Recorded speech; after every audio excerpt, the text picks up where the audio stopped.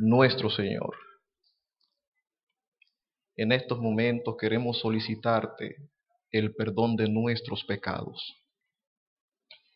Si hay alguna situación que no te hayamos confesado antes, en estos momentos te pedimos que nos perdones y que limpies nuestros registros allá en el cielo, de tal manera que podamos estar en buena conciencia para contigo y el Espíritu Santo no encuentre tropiezo en el momento ahora de enseñarnos tu palabra. Te lo pedimos en el nombre de Jesucristo. Amén, Señor. Amén. Bien, hermanos, en esta ocasión, en este momento, vamos a analizar una parábola que encontramos en el Evangelio según Mateo.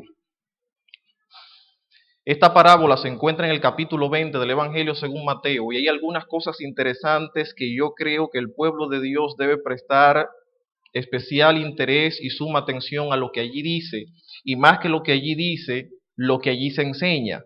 ¿Cuál fue la intención de Jesucristo al decirnos esta parábola y qué podemos nosotros aprender de allí? El pueblo de Dios, de manera muy particular en el tiempo en el cual estamos viviendo, debe prestar atención a todo lo que Cristo dijo y de manera muy particular todo lo que dijo en parábolas. Luego de leer las parábolas o la parábola en cuestión, la que vamos a analizar en esta mañana, entonces vamos a ver el por qué debemos prestar especial interés a las parábolas de Jesucristo. Mientras tanto, vamos a leer Mateo capítulo 20, desde el versículo 1 hasta el versículo 16. Preste mucha atención a lo que la palabra de Dios dice allí y guarde cada una de las cosas que Jesucristo dijo en esta parábola, que a continuación vamos a leer. La palabra de Dios dice de la siguiente manera: porque el reino de los cielos es semejante a un hacendado que salió muy de mañana para contratar obreros para su viña.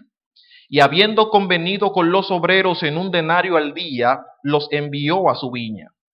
Y salió como a la hora tercera, y vio parados en la plaza a otros que estaban sin trabajo. Y a estos les dijo: id también vosotros a la viña, y os daré lo que sea justo. Y ellos fueron. Volvió a salir como a la hora sexta, y a la hora novena, e hizo lo mismo. Y saliendo como a la hora 11, encontró a otros parados y les dijo: ¿por qué habéis estado aquí parados todo el día sin trabajar? Ellos le dijeron: porque nadie nos contrató. Él les dijo: id también vosotros a la viña. Y al atardecer, el señor de la viña dijo a su mayordomo: llama a los obreros y págales su jornal, comenzando por los últimos hasta los primeros. Cuando llegaron los que habían sido contratados como a la hora 11, cada uno recibió 1 denario. Y cuando llegaron los que fueron contratados primero, pensaban que recibirían más, pero ellos también recibieron 1 denario cada uno. Y al recibirlo, murmuraban contra el hacendado, diciendo: estos últimos han trabajado solo 1 hora, pero los has hecho iguales a nosotros, que hemos soportado el peso y el calor abrasador del día. Pero respondiendo él, dijo a uno de ellos: amigo, no te hago ninguna injusticia. ¿No conviniste conmigo en 1 denario? Toma lo que es tuyo y vete. Pero yo quiero darle a este último lo mismo que a ti. ¿No me es lícito hacer lo que quiero con lo que es mío? ¿O es tu ojo malo porque yo soy bueno? Así los últimos serán primeros y los primeros últimos. Hace algunos años, específicamente 17 años, que fue el tiempo en el cual yo acepté al Señor y fui bautizado en la iglesia adventista, con respecto de esta parábola yo escuché 2 cosas. La primera cosa que escuché, alguien estaba hablando respecto de esta y otras parábolas en sentido general, fue la razón por la cual, según la persona que hablaba en la iglesia, Cristo hablaba comúnmente en parábolas. Y durante muchos años yo creí lo que esa persona dijo, hasta que luego de estudiar la Biblia percibí otro asunto. Esa persona decía que Cristo hablaba en parábolas porque el lenguaje de las parábolas era un lenguaje que la persona que escuchaba podía manejar. Generalmente las parábolas son historias de la vida cotidiana del ser humano. Y para que el ser humano pueda entender las cosas espirituales, entonces Cristo habló en un lenguaje humano para que el ser humano pueda entender humanamente las cosas espirituales. No sé si me doy a entender. Cristo hablaba en parábolas para que la gente le entendiera mejor. Por ejemplo, recuerdo perfectamente que ponía el ejemplo de la parábola del sembrador. Y decía esta persona que una persona, un hombre que tuviese un conuco, o tuviese un lugar donde sembraba, ya sea el patio de su casa, o que viviese de eso y tuviese terreno para sembrar y de esto vivía, podía entender perfectamente la parábola del sembrador, porque él también sembraba. Y nosotros, aunque no sembramos, pero tenemos una idea de lo que es la siembra y por lo tanto podemos entender lo que Jesucristo trata de decirnos en la parábola del sembrador. Por lo tanto, concluí esta persona, era una hermana de la iglesia, que Cristo hablaba en parábolas porque las parábolas tienen un lenguaje bastante humano, bastante cotidiano y el que lo escucha podía entender mejor. Sin embargo, analizando este asunto varios años después me di cuenta de que eso no era cierto.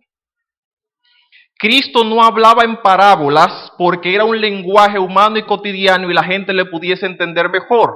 En cierta ocasión, los discípulos le preguntaron a Jesucristo, estoy citando a Mateo capítulo 13, desde el versículo 10 en adelante, por razones de tiempo no vamos a leer, pero ustedes lo pueden confirmar el texto allí, Mateo 13, 10 en adelante. Los discípulos le preguntan a Jesucristo, Maestro, ¿por qué tú les hablas en parábolas?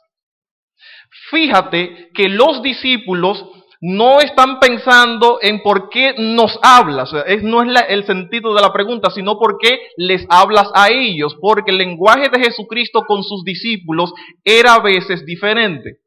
¿Por qué hablas en parábolas, maestro? Entonces la respuesta de Jesucristo resulta interesante porque dice, yo les hablo en parábolas para que ellos no entiendan. Para que viendo vean y no comprendan, ni se arrepientan, ni se salven. Esa fue la respuesta de Jesucristo. Porque fíjense ustedes, hermanos, resulta curioso que hasta los mismos discípulos, aunque nosotros hoy día decimos, no, Cristo hablaba en un lenguaje para que todo el mundo lo entendiera, y nosotros creemos entender lo que Cristo dijo en las parábolas, pero los mismos discípulos tampoco entendían. ¿No recuerdan en ocasiones cuando los discípulos preguntaban, maestro, ¿y qué era lo que la parábola del sembrador? ¿Qué es lo que quiere decir? Y Jesucristo en varias ocasiones les echa un reclamo, les dice un reclamo, un boche. Hasta ustedes tampoco entienden. Y Cristo dice, yo hablo en parábolas para que viendo vean y no entiendan ni se salven. Aunque parece un poco duro y contradictorio con todo el mensaje bíblico, resulta que no es la primera vez en la que esta expresión se encuentra en la Biblia. Jesucristo no está diciendo algo nuevo que sale de él, sino que al igual que el mandamiento nuevo de amarse unos a otros, eso ya se encontraba en el Antiguo Testamento, ¿sí o no? Un nuevo mandamiento os doy, ámense unos a otros, pero ya en Deuteronomio existía este mandamiento o esta ley. Cuando Cristo cita en Mateo capítulo 13 el hecho de que Él habla en parábolas con ese propósito que parece duro y contradictorio en nuestras mentes, Cristo está citando un capítulo de la Biblia que se encuentra, un texto de la Biblia que se encuentra en Isaías que nosotros utilizamos mucho. Pero lo utilizamos fuera del contexto, fuera de la idea que está vendiendo o que Dios está tratando de expresar en Isaías capítulo 6. Es el texto que Cristo cita textualmente. En Isaías capítulo 6 se presenta allí una situación. Hay aparentemente una reunión o un concilio en el cielo donde está Dios, están los ángeles y todo eso. Y surge una pregunta.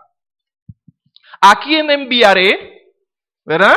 ¿Recuerdan ustedes el texto? Isaías 6. ¿Y quién irá por nosotros? Y viene la respuesta de Isaías. Heme aquí, envíame a mí. Este texto generalmente lo utilizan los directores de obra misionera en las iglesias para decirle a los hermanos, hermanos, Dios está preguntando, heme aquí, envíame a mí. ¿Quiénes de ustedes responden como Isaías? Y nosotros levantamos la mano, y yo, heme aquí, envíame. Y entonces sigue el predicador misionero allí. Hermanos, Dios necesita gente que Él pueda decir, heme aquí, envíame a mí, que Él puede enviar porque la gente se está perdiendo. El mundo necesita salvación y ustedes son los encargados de llevar este mensaje de salvación. Pero cuando analizamos a Isaías capítulo 6, usted se va a dar cuenta de que Dios necesitaba a alguien que fuera. ¿Quién irá por nosotros? ¿A quién enviaré? ¿Quién irá por nosotros? Isaías responde, envíame a mí. Pero la misión de Isaías, curiosamente, no era la de salvar. El texto dice, háblale a esta gente en palabras que no entiendan, para que no se arrepientan ni se salven. Y yo los pueda destruir a todos y solamente quede el remanente. Solo la raíz de Israel quedará. No sé si me doy a entender. Y es el mismo texto que Jesucristo está citando en Mateo capítulo 13. Antes de adentrarnos a lo que es verdaderamente el tema, permítanme aclarar algo aquí, hermanos. No estoy diciendo que la intención de Dios es la de condenar al mundo. Lo que estoy diciendo es algo que Jesucristo mismo citó en San Juan capítulo 9, me parece que versículo 41, no estoy seguro. Pero no estoy seguro en realidad, pero es en San Juan 9 algo.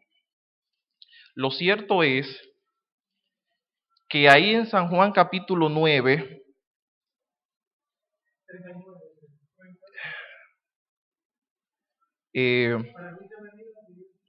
sí, perfecto, más o menos, ¿dónde está? 9:39. Estoy en Lucas, estoy en Lucas. Juan capítulo 9. Allí hay algo que el Señor nos enseña. Dice, ok, es el 41 como cité, el 39 también, desde ahí está bien. Pero dice allí, vamos a leer el 39 en adelante. Jesús dijo, yo vine a este mundo para juicio, para que los que no ven vean y para que los que ven se vuelvan ciegos. ¿Verdad? Parece algo contradictorio también. Algunos de los fariseos que estaban con él oyeron esto y le dijeron, ¿acaso nosotros también somos ciegos? Y viene el texto. Jesús les dijo, si fuerais ciegos no tendríais pecado, pero ahora porque decís vemos, vuestro pecado permanece. Hay otro texto similar a ese en la que Jesús dice, y ese no lo recuerdo ahora, pero dice, si yo no hubiera venido no tendrían pecado, pero como yo he venido, entonces son culpables de su pecado. Esto nos dice a nosotros, hermanos, que la venida de Jesucristo, aunque nosotros solo la presentamos en un sentido positivo, también tiene un lado negativo. Cristo no solo vino a salvar, sino que también vino a condenar. No sé si me doy a entender. Si Cristo no hubiese venido, entonces no tendrían pecado, pero como vino, ahora tienen pecado. Como la gente ahora entiende, ahora son culpables de sus pecados. El Evangelio de Jesucristo tiene dos funciones. O cuando tú lo presentas a la gente, la persona se salva o la persona se condena. Hay personas que no conocen nada de Dios ni del plan de Él para sus vidas, y esas personas están allí todavía gozando de cierta oportunidad, pero inmediatamente el Evangelio se le presenta con convicción, esa persona tiene dos opciones, o salvarse o perderse. No sé si me doy a entender. Hoy día hay muchas personas que se van a perder, y Dios sabe que se van a perder, porque Dios todo lo sabe, pero no están perdidas hasta que se encuentran con el Evangelio. Dios sabe que se perderán, pero todavía no están perdidas, porque todavía no se han encontrado con la verdad. ¿Me doy a entender? Entonces esa persona tiene que encontrarse con la verdad para que se pierda. De ahí que nosotros tenemos que predicar el Evangelio a todo el mundo. ¿Por qué? Porque hay algunos que necesitan salvarse, pero hay un montón de gente que necesita perderse. Que aunque Dios sabe que están perdidas, pero todavía no puede decir se perdieron porque no se han encontrado con la verdad. Por eso es, hermano, que cuando yo doy estudios bíblicos o predico